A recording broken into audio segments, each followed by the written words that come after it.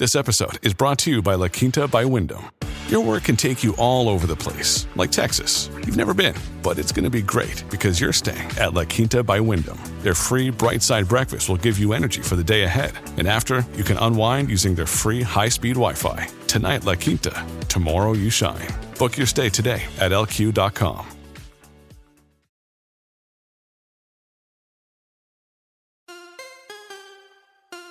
What does an 18-year veteran of the tech industry and a 20-year veteran of the military have in common? More than you might think. Welcome, everyone, to the Second Act Podcast, leveling up your life's journey. You can't stop me. You don't got the power. Shut me down. That's not an option. I'm my biggest problem. You don't got the power. Shut me down.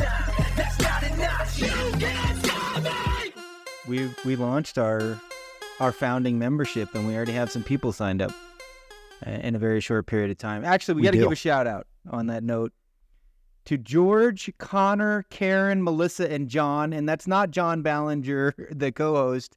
It's another John who has signed up. So it's just a handful of folks, but people who value the mission and of the show and what we're doing. So thank you for your founding membership, and we hope to see more folks joining soon. Oh, we will see. We'll see. But had to start with 1 or 5, and those were them. So, yeah, that's pretty awesome. So it's just Michael it's just you and and me, I John. today. It's been a while. It's been months since guest. we did one of these. It has been. And, you know, when you called and said, hey, it was going to be just us, first I was a little down because I love the quality of our guests, one, that you and I have found, or the people that just hit us up and want to be on the show. But then two, the stories are amazing. Full of grit, resilience, people that have just adjusted to the strokes that life has given them. So it's pretty cool. It's pretty cool to hear. But man, to have you on the show, it's you and I, it's kind of like a Joe Rogan show, where it's just intimate. We can go as long as we want, because we got no one waiting around for us. You know, we can do a 3-hour show. Who knows? I mean, I've got a couple of things written down, but who knows where this episode is going to go. But I know you're a master at the sort of ad hoc, on the fly conversation. Completely off the hip. I've gotten better. I think it's the meditation that's gotten me to this point where I'm more comfortable. Shout out to John McCaskill. John McCaskill is going to be a guest on our show, and so you're committed now, John. But if he can ever get on the same page as his virtual assistant, that'd be great. If we could just work on that.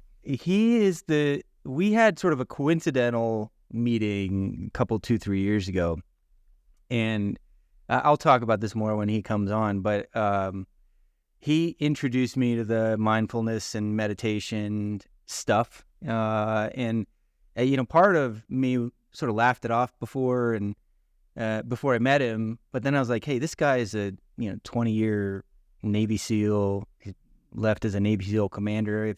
If he's finding value in it as sort of one of the tougher human beings on Earth, maybe there's something to explore there. So like we do on our show, we go into everything with an open mind and an open heart, and I apply that in like my personal life as well. I'm just really open to the thoughts and advice he was willing to share with me, and the things he suggested I do, and it's been life-changing in some ways. It really has. Yeah. That's awesome. Well, I've been inspired by him too, because of course he lives down here in the Springs, and we run into each other or purposely plan something together. And it's always interesting to compare our journeys post-military with, where we came from, where we're currently at, what we're striving for, and how we're going to get there. And I don't necessarily subscribe to the meditation part, but our faith is big between the two of us. We share that. And that's really a big part of my life. And so I get it. But it's cool to see where he's going, and just the the attention that it's garnering. But yeah, so we'd love to have you on, John, whenever you link up with your virtual He is assistant. booked. So I am confident John is going to show up. I think it's either this month or next that he's got his recording with us, and that'll be a fun conversation. It'll be with two guys who, you and John, the two Johns who have had an influence on my life. So I'm looking forward to that one. Well, should we Yeah, kick the show off? yeah, let's do officially? it. You wanna welcome everyone back? I would. Thanks, Michael, for that invitation. I would like to welcome everyone back to the Second Act Show with John and Michael. Man, we are stoked to be here again today with you. And it's just Michael and I, so intimate setting, and we're just going to reflect on a lot of things that we've encountered over the last couple months as a show, the things that we're facing in our personal lives and the growth of our community.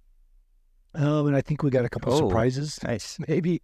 As usual, Michael's got notes. I don't have any, so I'm completely off the cuff and just winging it right now. So, Michael, with that, start us off. I mean, first and foremost, I just want to thank you for the continued listenership from our audience, and we wouldn't be anywhere without them up to this point. And over the last few months, and then part of late last year, we started to introduce guests to the show, and it's just been to use your word, John, a phenomenal experience getting these guests on and yes, and them sharing their life journeys, the ups and downs, and some of the pivots that they've had. And I was talking with someone who listens to the show regularly this morning, and they said that our show gives anybody who's listening hope. Some of the underlying message of what we share, what our guests share, is that of hope with these stories, which was one of our goals from the beginning.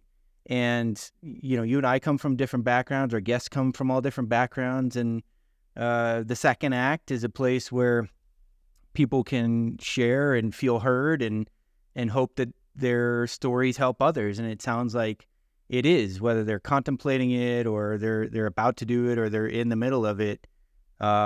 It's really awesome to hear that if someone were to, sort of describe what they're getting out of it, it's that of hope.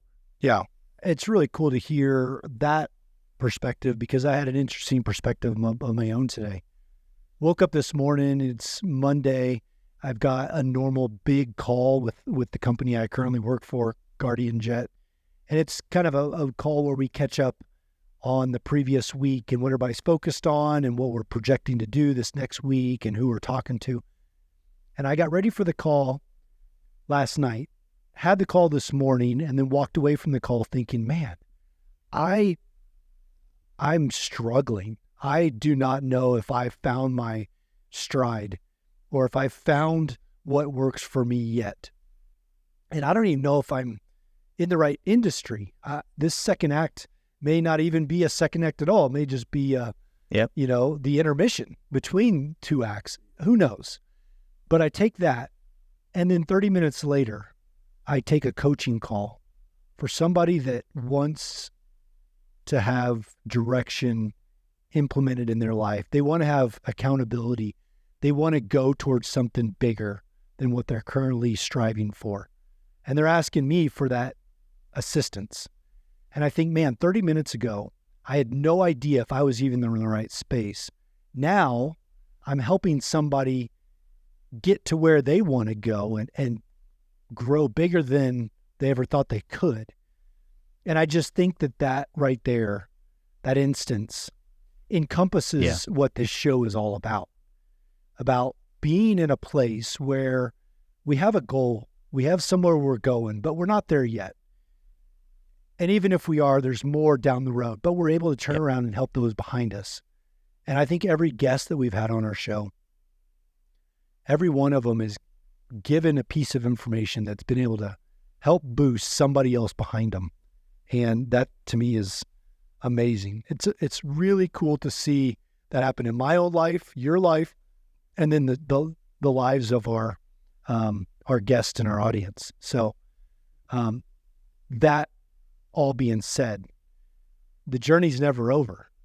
It's like we talked about in our first couple episodes. It's the OODA loop, right? I'm in that loop constantly with my job, but then I'm also reaching out and grabbing other people at a different spot in their loop. And for anybody that's listening that doesn't know about the OODA loop, John Boyd, Air Force Colonel, created in Vietnam this concept of the OODA loop, which is orient or observe, orient, decide, and act. So it's a process of figuring out where you are, what you're going after, and figuring out how to attack that situation, acting on it, and then doing it all over again. Figure out where those actions led you, now where you're at in regards to that goal, and starting that process all over again. So I think anyway, it's genius. I mean, the framework is, in my opinion, it's sort of simple in nature, but it's very powerful in how it sort of helps you think about adapting to your environment and sort of making decisions as you go. Because you don't know from 1 minute to the next what's going to happen. We don't know what's going to happen tomorrow. So you just do sort of the best you can do right now in the moment with what you have, and put it out there in the world and see where it takes you. But you're talking about paying it back. Our guest, Eric Balleruno, who talked about franchise ownership and him jumping into that world, had another audience member, listener, share that he was contemplating buying a franchise, and some of the things that Eric had shared in his experience gave him something to think about that he hadn't thought about before. So it's not just hope, but there's actually practical advice that's coming along with some of the things and messages that our guests are sharing, and I love that. I love that. Man, that's awesome. And I think that's what it's been about ever since day one. You know, you and I have both talked about our mentors in our lives. And, you know, it's amazing that we've got so many highs and lows in our lives. And it's hard to sometimes recall those wins and those losses and those places that we've been and those things that we've done. But I bet if I asked you the top 5 people in your life that have influenced you the most, you could name them right now. And I could too, because some of those people are my mentors that have just stopped what they were doing in the pursuit of what they're after and have reached back, lended a hand, maybe some words of wisdom to say, hey, come on, let's do this together. Let me help you out. And those people stand out in our minds. I bet everybody listening can name 3 or 4 or 5 people in their lives right now that have meant the most to them, and can probably tell you why they've meant the most. And there's just something truly exceptional about that we're able to recall those people and what they've done for that reason. So that's what we want to do, is put those people that are able to reach back and help others behind them on this show, interview them, talk about their issues and their struggles and their conquests and their, daily, little victories that they're able to achieve to help somebody else who hasn't necessarily found their way yet. And I don't think, John, we haven't deviated from our sort of mission and vision when we started. Like we had an idea, I think, of what the podcast was going to start out with, and then we sort of tested that, and we pivoted in the first release, and then started to go in one direction with sort of outside influences helping shape what we were going to talk about. A lot of it is around the community and connection and mentorship, and paying it forward to those who are either in the same circumstance or, again, who are coming up in the world and trying to figure life out. And I mean, outside of the obvious family members, your mom, your dad, your sister, your wife, your kids, who play a significant role in how you think about the world and how you act in the world. There's also some important people along the way at each stage or each chapter of your life. And I know you've named yours. I think it would be, I'd need to give it some thought on who those are, because there's different times and different places where folks have sort of, the universe has sort of have them popped into my world and shared some amazing insights and knowledge. And it's not always the easiest to take at times. But looking back, it's like, man, that was something for some reason or another I remember, and it's made an impact on how I have lived my life, and I'm thankful for it. Yeah. Speaking of family, you know, as we were getting ready to go on the air, I was reflecting. I just spent a week with my family on vacation. And I would, you know, first, let me say, we were very intentional about trying to put our phones down, spend time with my 2 boys and my wife, and Nice. not let work get in the way, and just be together, knowing that it's a precious time. And, you know, we talk about the important people in our lives, and I would admonish anybody listening that's got spouse and kids or significant others around them to take the time to break away, set the phone down, turn the TV off, close the computer, and just be intentional, be focused on the people right in front of you. And I know there's people that say, man, dude, you don't get it. I work 3 jobs just to put money on the, food on the table. But I guarantee if they tried to set aside 5, 10, 15 minutes and just one-on-one with their kids, one-on-one with their spouse, ask them some questions that they haven't ever asked them before, just dig deeper than the daily grind, you'll find some true gems in there. And one of those people that are around you the most may be one of the ones that become the most influential. My boys said some pretty profound things this week when I was with them, in just the daily conversation, because I had no other distractions, so I was fully listening. And my 8-year-old son said some hysterical things, but they were profound. And it really it made me hungry for the next time that I can put down everything and just be in front of them It doesn't get more authentic than words from a child. Like how they share information and see the world. It's almost completely unfiltered.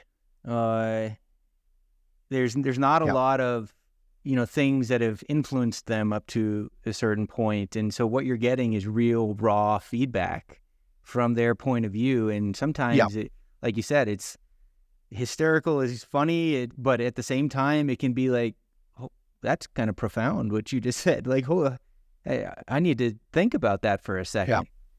Yeah. And you brought up a good point, John. It doesn't matter if it's, a week's vacation on a cruise or 15, 30 minutes dedicated in a day, or on a weekend day with the people that you want to share life with.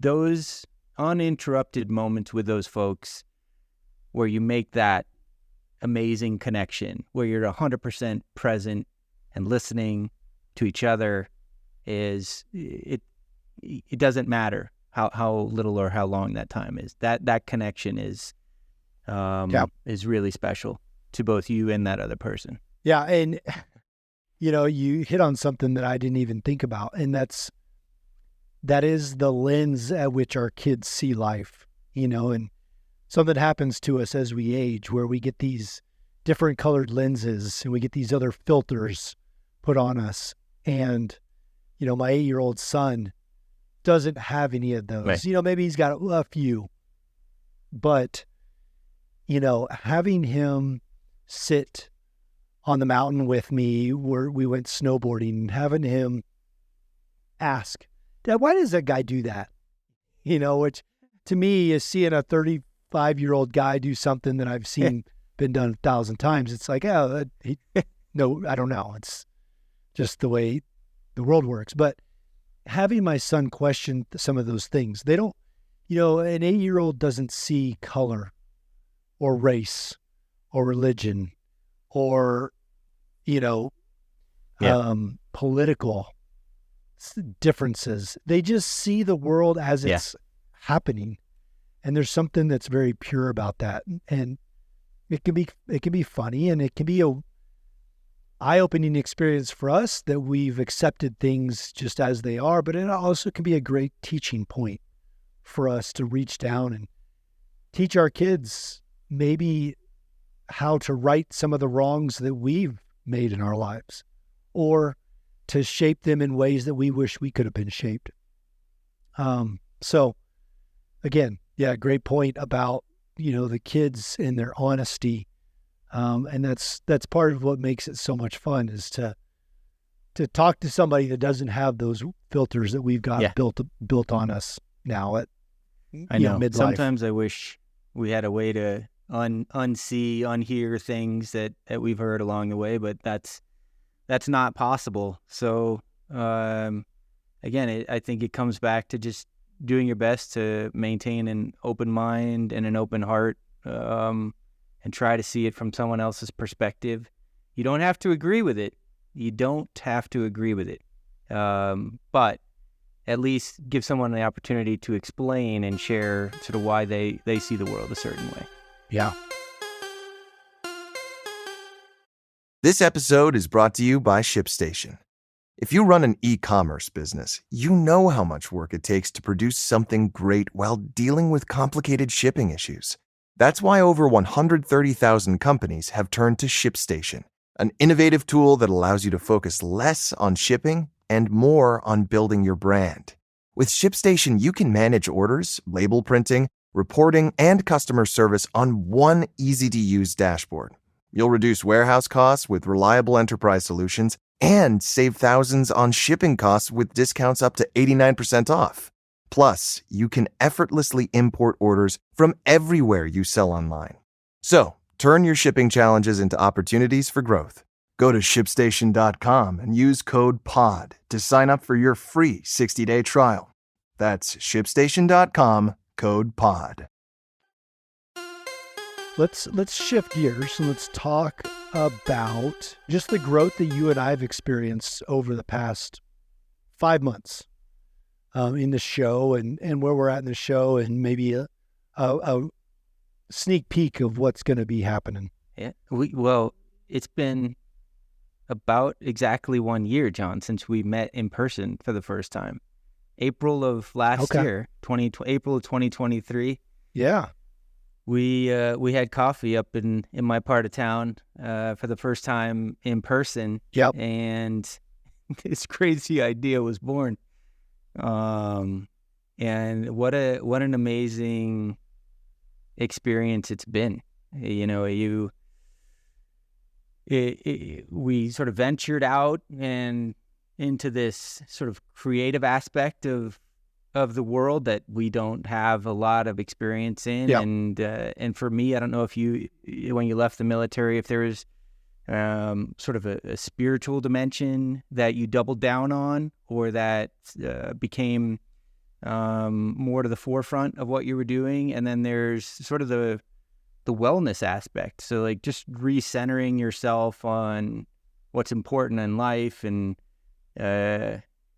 doing things for mental and physical health. All those things sort of came together in this process, at least for me. And we've put our heart and soul into trying to create this thing called The Second Act. And it's just been a really fun experience talking to amazing people and living out, some of the goals that we had laid out when we started this. It's interesting, thinking back on that coffee that we had a year ago. I was doing a couple things. I was doing some commercial real estate. I was coaching, and doing some, very intentional meetings with people to help them get further along in their life towards their goals. I was doing a little speaking. The one thing I did not set out on my list to do was podcast. And a year later, the one thing that I'm doing is podcasts. Sure. I mean, I'm still doing some commercial real estate. I'm still coaching a little bit and speaking a little bit. But the point of that is when you set out to do something or a couple things, sometimes it's the thing that you least expect that takes hold and it kind of captivates what you're doing and your attention and what you are excited about. And so I like to remind people not to get frustrated in the process, not to get caught up in what they're, maybe failing at, because something else is on the heels of that failure that's going to propel you farther than you ever thought you were going to go. And you're going to turn around and be like, I never thought I was going to do this, but it just happened because you were there and you were trying to do something. You were turning thought into effort into action, and it started working. And so it's interesting to look back a year and think about the people we've interviewed and the conversations you and I have had, even this conversation, and think it never would have happened if we just didn't take a chance. If we didn't say yes to something and put forth our effort and energy towards it. We walked through the door and we didn't know where that door was going to lead. And I think it's just a testament to us both having that growth mindset, where we're open to challenges and trying new things and having a willingness to travel the road. It may lead to failure, it may lead to success, but like you said, putting your heart and soul and all your energy behind something to see if it works. And it's just been an amazing thing. Yeah. I don't know if we are today exactly where we envisioned, good or bad.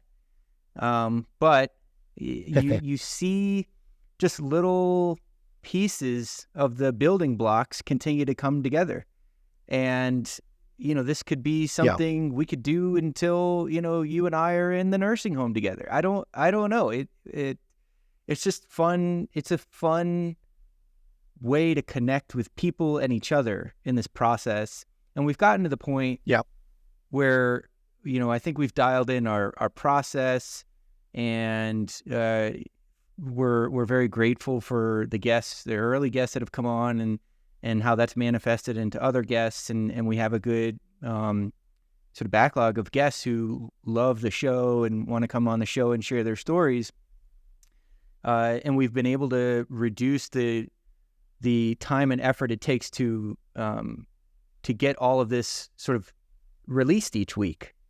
We've been able to manage that in an efficient and an effective way, in a cost-effective way as well. So I find myself, and I'm sure you do too, now with some more time. I know you've dedicated yours to Guardian Jet, and I've got more time probably than I should at this point, and we're trying to build other pieces of the business up as part of that. I'll say the biggest downside to this, though, has been some of the loneliness that comes with starting something on your own. And it's funny, I was at this networking event at my son's school. They have it once a quarter. I was at this table, and there's people with all different backgrounds, entrepreneurs, corporate folks and stuff. And somebody had commented how, maybe you can relate to this, John. He's in the real estate business, and he was asked to take if I'm going to sort of bastardize this a little bit, but take this idea of building up a real estate portfolio in a certain part of the country. He's got to raise funds to do so, and piece together this real estate fund. And he just was like sort of set out there to go do it. And he brought up this idea of like just the lonely aspect of it. You're like sort of, here you go figure it out. And, when you're sitting in a home office and you're sort of doing the entrepreneurial thing by yourself, with you virtually, it can get a little bit lonely. You don't get the water cooler talk. You don't get the connection in the office. You don't get the normal office stuff. And so you start to think like, hey, some of the frustrating things, which they're at any company, maybe I can deal with some of that if I have that community. Yeah. And then you start to think about what's really important about working for a company. And a lot of people can get behind a product and a sector or a market segment and the mission of a company. But what's really, really important is the culture and the people and the camaraderie, and that you're working with people who are really skilled, who are really authentic with one another, and want to do their best work. That's the most important thing, in my opinion, that people should look for, and then, figure out if they like, the part of the world that this company is trying to conquer. You hit on a great point.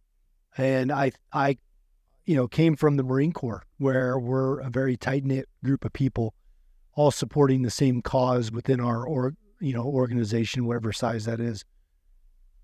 But you're right.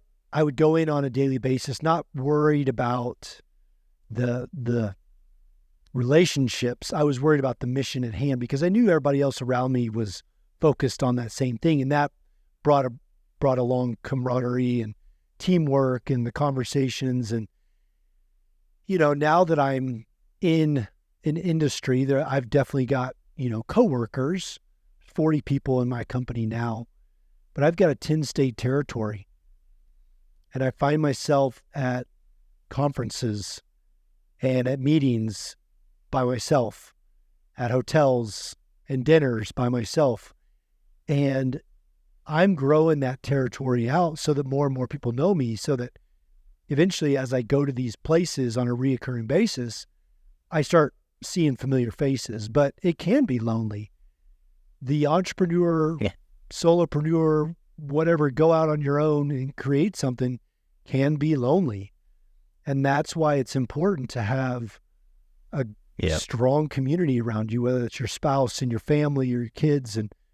But it can be a mentor or a coach, or, somebody that's just right on the outside enough to where you respect their authority and their opinion to give you some guidance. Because if you don't have that, you're going to wake up very lonely. And, they say solopreneurship isn't really a thing, because you've gotten to where you're at and you're doing the thing that you are doing because of the people behind you. And so, it is important to gather that circle, to keep from being isolated, because the minute you get isolated, you're going to start thinking, what's this all for? And if it's not to share with somebody else, it's all for naught. Yeah. So, people, myself included, as a reminder, do your best to make time for people when they ask for just a couple of minutes. They may be having a bad day, a bad week, or they want to share something great and share it with somebody. So just, pick up that phone, respond to that email as best as you can. I know it's not possible if you get 1,000 people trying to reach you, but it can make a difference to that person. 100%. Where do you want to go next, John? Man, that was, I don't know. You take the steering wheel for a second. I'm reeling from, I think that was pretty deep. And I feel like it was hopefully encouraging for somebody out there who is either in the process right now and they're like, I don't know if I can do it on my own. I hope it's helpful to know that they're not alone, but also know the importance of reaching out to that person. I do a thing called Thankful Thursdays. Amazing. Where I'm usually in the car, and I love voice to text, is sometimes as painful as that is, because it can't spell my wife's name right ever. But I sit there and I try, on the drive from Denver to Colorado Springs, or wherever I'm going, I've got an hour in the car. I can text 4 or 5 people that just come to mind, and so I like to sit there for a sec, think of it, 1 or 5 people. And as they start coming to mind, I just send them a quick text. Hey, man, hey, Michael, I was thinking about you today. I just want to let you know that, man, I'm pulling for you. And I hope, whatever you're chasing after is something that you can achieve. And if not, I'm here to help you out. And if there's something I can do to help, please let me know. but just know that I was thinking about you today, and, Yeah. and hit send. That's the text. And yeah, it may not mean anything to them, but there's a chance that that one person or those 3 people, Yep. it may mean the world to. It may be the difference that they needed that day. And so, doing something like that on a regular basis for me, like I said, Thankful Thursday, it's just an easy thing to do. Send out 5 texts to people that I haven't spoken to in 6 months, a year, a high school friend. And it may be awkward, but it may engage them in a way that spurs on a completely new and rejuvenated relationship. It's So- amazing that we're talking about this because in my last company, Greg, if you're listening to this episode, you're going to enjoy this. Greg had initiated Thankful Thursday in a corporate setting within the team, where every Thursday we carved out some time and just each person sort of, it was a round table type of discussion, would say something they're thankful for that someone else did for the week, and it sometimes it was like very unexpected. It's like, whoa, I didn't know you sort of got anything out of that, but now you're here like in front of this group sharing that this was a huge impact for either that person or for the business. Yeah. And it continued on for quite a while. I don't know if I can't recall if it evolved into something else or sort of merged with another meeting, but I know everyone liked it. And then, other departments started to get word of this and, would join in once in a while. So if you're in a corporate setting, it can work there, or in John's setting where you're just sort of on the road and you're having, some thoughts about who I should reach out to this week. I think both work very well. And like John said, if you can't, you don't know how the other person's going to respond. It really may mean the world to them to just get it could turn their entire week around if they got a nice 3-sentence text message, and they could be just having a catastrophic week for one reason or another. So just remember, it's just little things. It's just those little statements of gratitude that just go a long way. Yeah, I agree, man. Well, we're winding down on time, I think.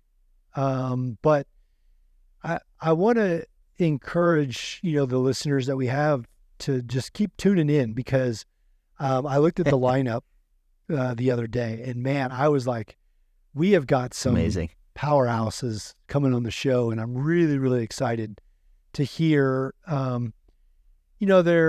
their experiences with real estate and their experience with coaching and mindfulness, meditation, navigating the corporate world to the level that they have been. And just, man, it's exciting to see that lineup and think, I cannot believe these people are willing to just spend an hour with us and dole out wisdom, for the listeners. So, man, I would just say to those that are listening, stay tuned and let us know too. Let us know what's interesting, or if there's a guest that you'd love to hear them, be interviewed by us and tell their life story and what they're doing now. We'd love to have them on the show too. I think we've got a pretty significant wait list growing, but we'd love to put them on there and have them on. So. Yeah, I know I've taken stuff away, life lessons from our guests, and I can remember specific things from each one of our guest episodes that stand out for me about their life. So it to me, that's a sign of like having a genuine connection with someone when you're like dialed in and listening and understanding their story. And I mean, I'd like to call them all, friends at this point. It's just been the feedback John and I have gotten from our guests after the show. I couldn't be more thankful for. And again, like John just said, the willingness of some of these folks to come on and share their stories. A year ago, if you had told me this, I would have been like, yeah, okay, whatever. No way. Yeah. And these guests are amazing. Like I said, they open up their schedule for us for an hour, but I feel like after the interview, I could hang out with them. I was in Wichita, and I won't name the guest, but I was in Wichita, and I reached out to one of our guests and said, "Hey, would you like to hang out and grab dinner?" He was like, "Yeah, I'm out of town now, but next time you come back in town, let's do it." And that's pretty cool to have that relationship with someone after an hour. So it's a testament to the quality of 100%. People that are coming on. So 100%. All right, John. Well, I think we're wrapping it up here. I guess so. This was fun. I was going to ask you more questions about your Guardian Jet business, but you know what? We maybe we'll save that for our members. We'll let's save it. Let's save it. Let's do an episode on just relationships and building out relationships. Yep. Because that's truly what it's about. And let's talk about the nuances of how to do that wrong and how to do it right. You're a master at that, so I that should be a good episode. All right. Look forward to it. Look forward to it as well. All right, folks.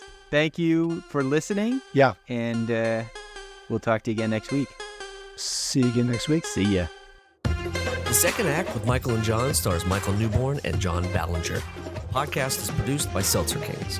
For more information on the show, check out michaelandjohn.com, or if you'd like to get involved in the conversation, give the guys a shout on their socials at The Second Act with Michael and John on most platforms. Thanks for listening.